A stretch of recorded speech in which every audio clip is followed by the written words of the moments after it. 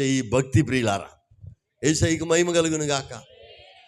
కాబట్టి యుగాలలో, తరాలలో, వేదాలలో, సమస్త ప్రవచనాలలో ఉన్న దేవుడు ప్రభు అయిన యేసుక్రీస్తు అయి ఉన్నాడు.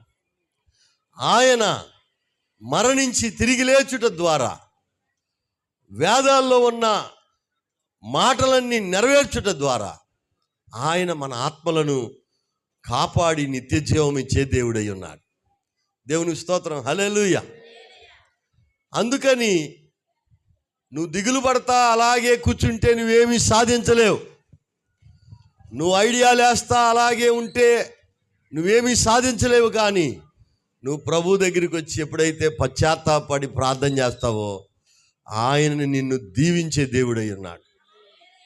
నువ్వు ప్రభు దగ్గరికి వచ్చి ఎప్పుడైతే ప్రభువా నువ్వు నాకు కావాలన్నా అని ఆయన మీద ఆధారపడి మరి